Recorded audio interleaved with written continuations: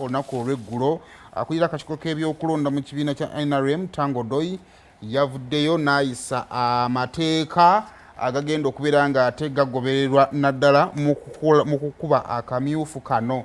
Naye ezimu ku stats z'olina okuba nga otandika nazo gwe atulaba makya g'olunaku olwaleero okulonda kugenda kubeera conducted mu byalo ebisoba mu 7,12,000.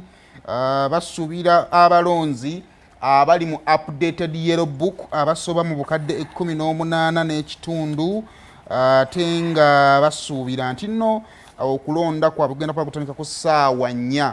Kakati kutandika ssaawa 4 awe tugenda okuba nga tudda mu register ez'abalonzi okulaba ani ali mu register n'ani atakola ki ataliimu. Okusimba emabega w'oyo gw'oyagala okulonda kugenda kutandika ku ssaawa zigenda kubeera 6 okusinziira kuba kuli akakiiko k'ebyokulonda bagamba nti okulonda kulina kusukka ssaawa 8 ez'emisana.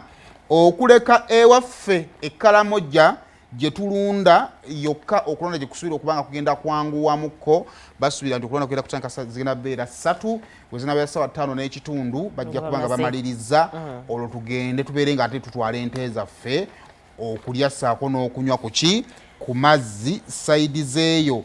Kaakati ensonga z'obuvuyo n'okukozesa aligesta enkadde byayogeddwako nnyo. Mugenda omuze okukwata register enkadde muzikozese era batutegeezezza nti register zigenda kutuusibwa mu bifo yonna register zonna empya zigenda kutuusibwa we tunaatuukira olunaku olwaleero akawungeezi nga register empya zituusiddwa mu bifo byonna awalina okulonda gye genda okuba nga kola ki kutuusibwako. So bannaye temukozesa register nkadde okusobola okwewala obuvuyo obuyinza okubalukawo naddala mu kukola ki mu kulonda.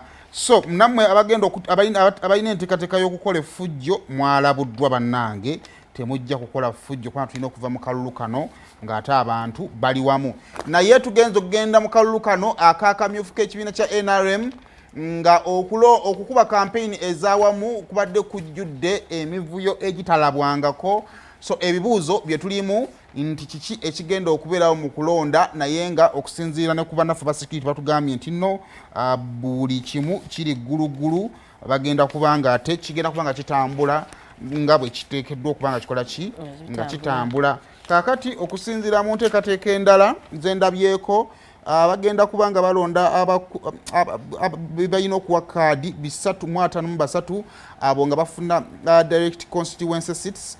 Then abakyala ba district 146 nabo bagenda kuba nga ate balondebwa olunaku olw'enkya. So enteekateeka ebanne mwengeri masuubira nga ate mugikola ki mugitegeera musobole okubeera nga ate temubiri inconvenienced mu ngeri muba endala. Kakati nga tugenda mu kamyufu still General Moses Ali era ngono mumyuka wa Ssaabaminisita ow'okubiri abadde highlight naddala mu kalulu kano ak'akamyufu. Kinajjukirwa nti no General Moses Ali yagenda okujja empapula ze ez'okuvuganya mu kamyufu yakoma mu mmotoka era omwe bamunominatingira bamwanguyiza. Ontegedde bulungi awo ensi bwe yatuuka negamba bannange waaki abantu abakuze mu myaka tebawummula bannange. Abalala nabo ne babadde bagamba mwawe bamusazeewo abuli mukulu awummule mutandikire ku Polo Bio weki